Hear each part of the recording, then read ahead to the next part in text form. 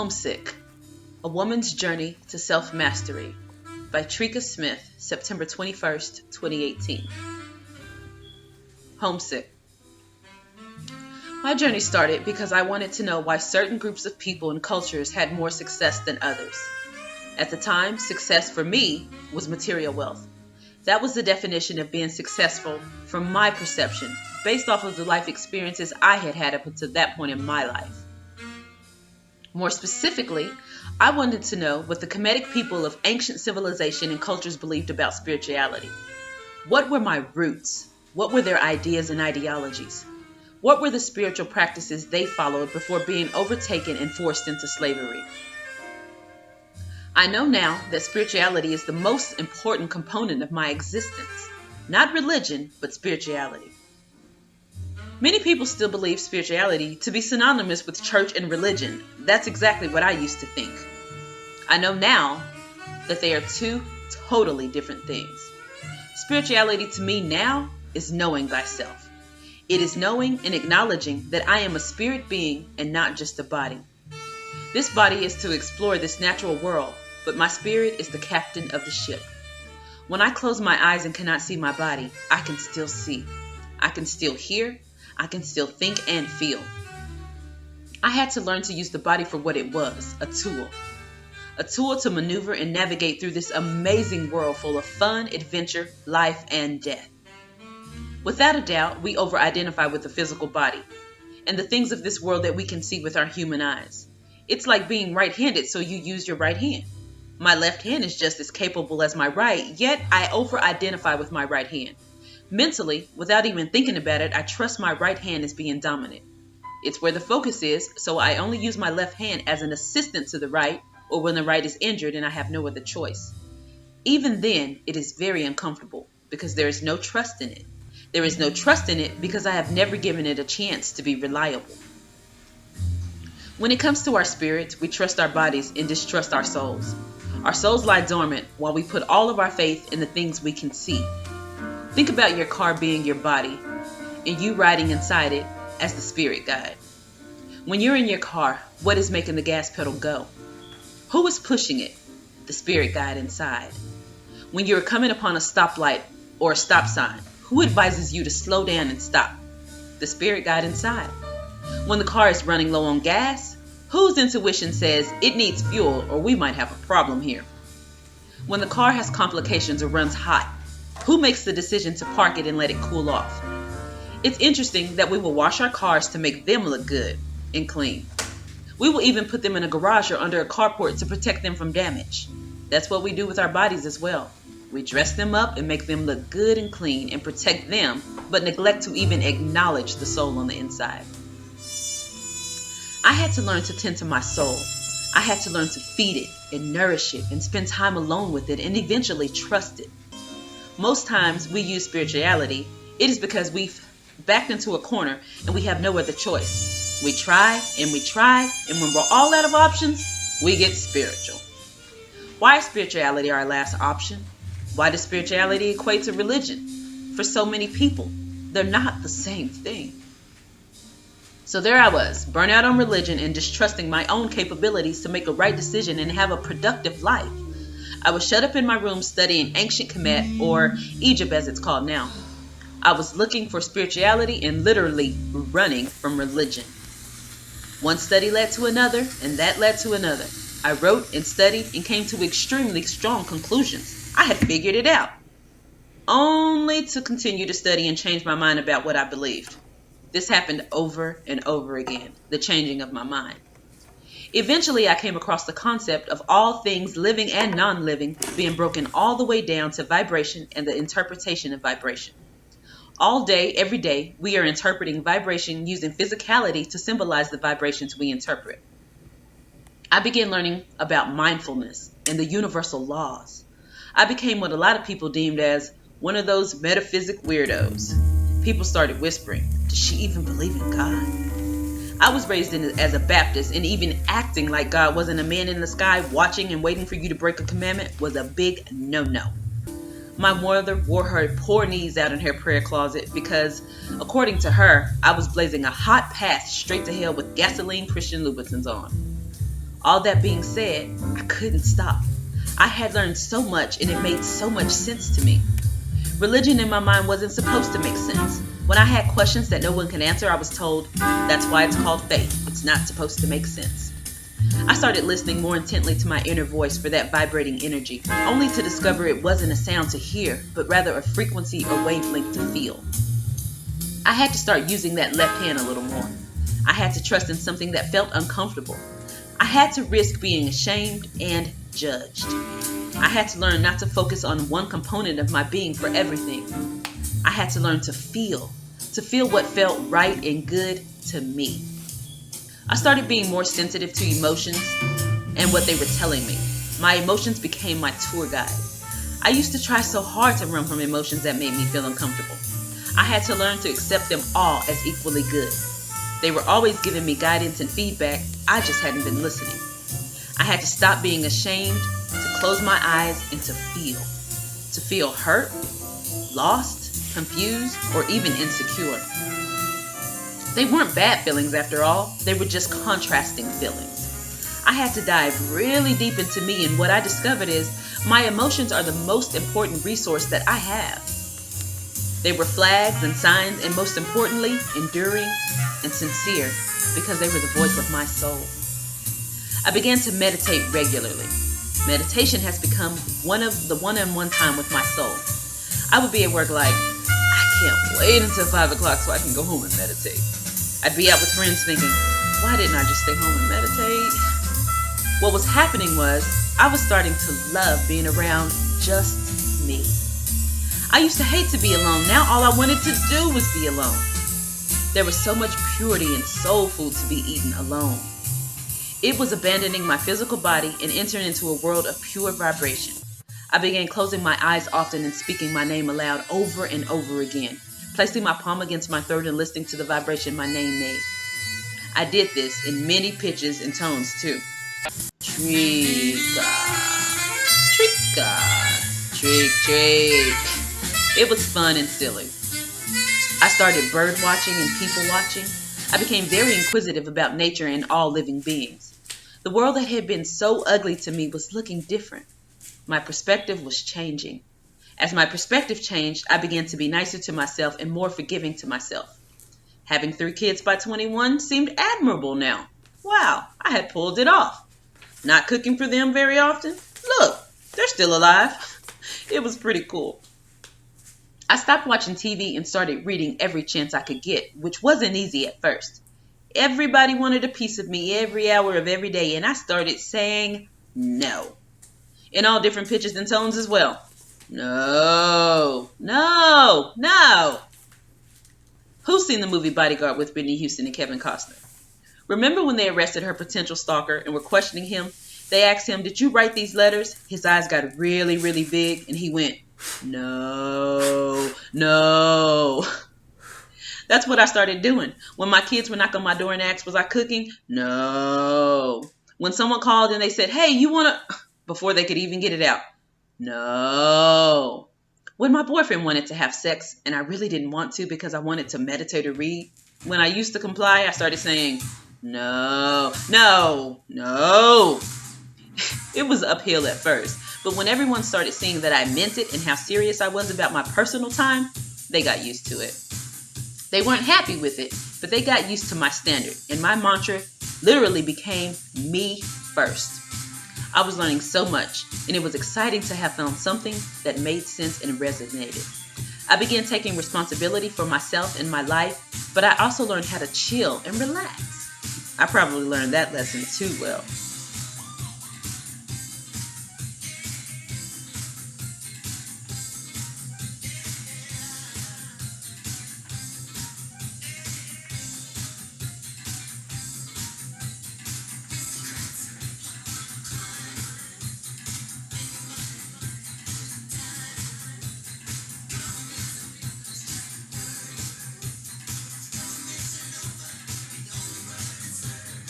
When I was late on my way somewhere, which was often, and the light would turn red, I stopped running the lights. My license had been suspended for on more than one occasion for speeding from always being late. I used to get the ticket and just cry. Now I sat at the light thinking, no big deal. Everybody should know now to tell me that things start at least half an hour before they actually do. They expect me to be late, it's okay. I no longer wanted to participate in arguments. I actually started letting people win and not caring if they even got my point. This was huge. As a little girl, I always wanted to be a lawyer. I loved to talk, and I loved proving you, your mama, and your daddy wrong. I actually craved proving people wrong. I would be on social media, and if there was a post that someone made, and I thought that they were smart but had clearly missed the mark, I'd stretch my arms, crack my knuckles, roll my neck, and dive into their post, setting them straight in a nasty, nice political kind of way. You know, when they're like, yeah, she's right, but is she mad because she literally just went in on me? Then I would sit there and wait for the dots to pop up and stalk the screen to see when they were typing, so I could see that they had commented back, because I was sure that they would see that I was right. Yep, stop commenting. It wasn't important anymore. I no longer had anything to prove to others. I began to embrace my mistakes and looking for the opportunities and lessons in them. It was nice, and it felt like purpose. My purpose was to find me. It was to remember who I was. That was my plan before birth. Now I understood when people would say, this game called life. It was an adventure to remember me. It was funny because I thought the goal was to be somebody's wife, so no wonder why I was horrible at playing house, especially the wives now. All that extra stuff, that wasn't the description I wanted. Those women, those good wives, were working their little eyelashes off. Bless their poor hearts. I started asking myself empowering questions in relationship to myself and who I wanted to be. Questions like, where must I grow? Where must I evolve? What should I let go? What things or mindsets and habits no longer serve me? I had to learn gratitude. What did I already have? I had to be honest about my intentions in every situation. I began to learn about psychology and the human psyche. I learned that there was really no separation in the world or outside of it. I come as one, but I stand as thousands. I learned that my vibration was energy, and that energy was the same energy that creates world, and that I could never lose my connection to that source or energy. I was here to find my highest, truest expression of myself as a human being. This physical personality has come to serve the energy of my soul, so I had to align my personality with my purpose. The real work is to figure out where your power base is and match your gifts with your purpose. The first step is to keep yourself full. Do the things you love to do, whether it's reading, painting, singing, walking. Become selfish and fill your cup first. Now my life is fueled by my being. I have a mandate, and you have a mandate. That mandate is to bring heaven to earth as individualized expressions. We are prototypes of spiritual superhumans. We are here to provide mass consciousness our perspectives. That's how God's source, energy, continues to be omniscient or all-knowing.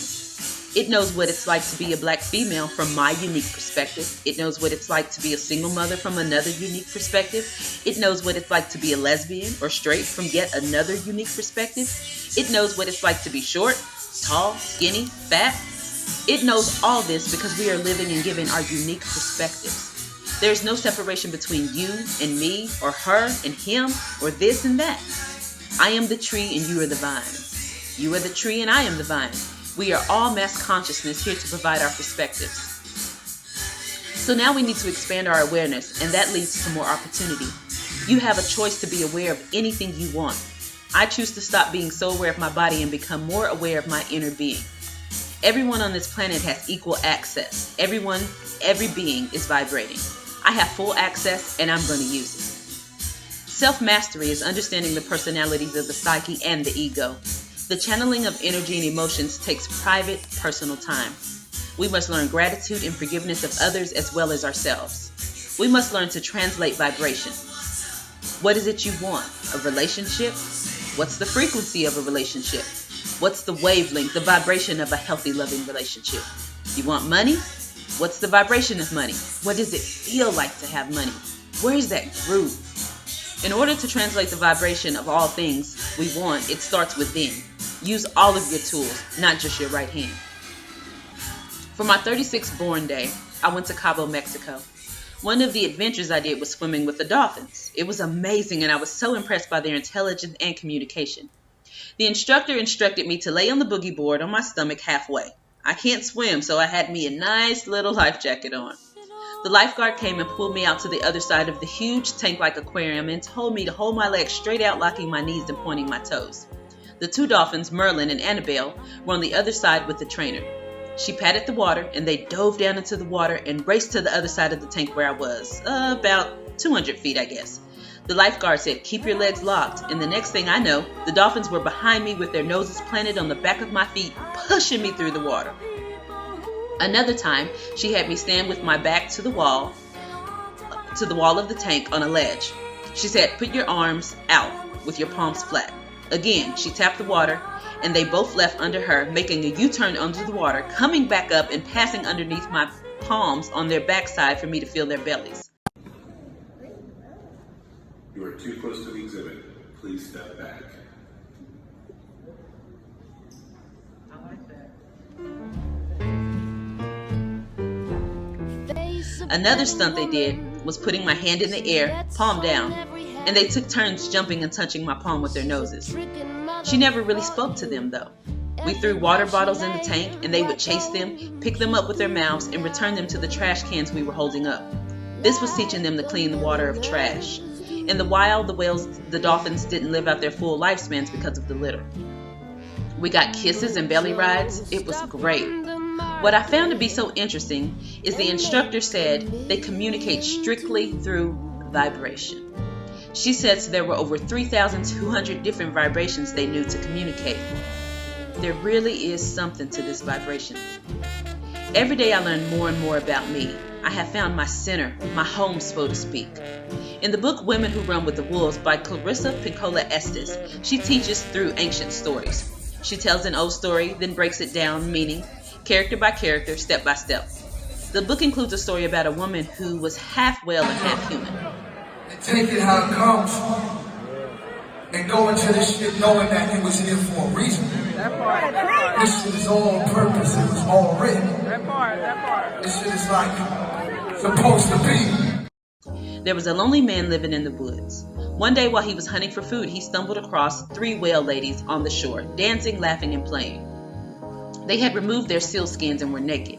He watched and at some point heard a beautiful call for the women. As they began putting on their sealskins to return to the sea, he snuck up and snatched one from the last whale lady. She pleaded for her skin back, but he begged her to stay on land with him and become his wife. "I cannot be a wife," she said. "I am of the other." "Be my wife," the man insisted. "After 7 summers, I will return the sealskin to you, and you can decide if you want to stay or go." She agreed, and they lived together and even had a male child. As time went on, the woman began to miss her home and her whale family under the water. She was torn because she loved her son so much, but knew he did not belong in the water. After the 7th summer approached, she asked for her sealskin back so she could return home. The man refused to give it to her. She pleaded with him, "I have fulfilled my promise. You said after 7 summers you would return my skin." He made attempts to even fill her with guilt, telling her how could a mother leave her child, and still refused to give it to her. But you should hold your head up in spite of everything you're going through. Everything you're going through. Time passed, and she began to wither and dry out as she stayed too long. And that you're doing nothing wrong. Nothing's wrong with you, baby girl. Her afflictions are the same ones we experience today by overstaying. Inside your head, dwelling on regret. Do your very best. Let God handle the rest. Rest. Her skin dried out. Our skin is our greatest sensing organ. It tells us when we are cold, warm, excited, frightened. When a woman is gone from home too long, her center too long, her ability to perceive how she truly feels and thinks about herself and all matters begin to dry and crack. Enough is enough. You're enough. Just Because she is not perceiving what is too much, what is not enough, she is withering. Her hair thins, her weight drops, she becomes an anemic version of what she once was. When we stay too long, we lose our ideas, our soul relationship becomes scrawny, our blood runs thin and slowly, the seal woman begins to limp. Her eyes begin to lose their moisture. She begins to go blind. When we are overdue for home, our eyes have nothing to sparkle for. Our bones are weary. It is as though our nerves are unwrapped and we can no longer focus on who or what we are about. I challenge you to take a journey into the knowing of thyself. Let the path take you where it will and use all of your senses and emotions. If you're right-handed, use your left a little more. Every part of you is valuable. Be persistent in demanding one-on-one time with yourself to return home and learn more about you. Open your mind and let your soul take the reins for a change. And lastly, always know when it's time to go home.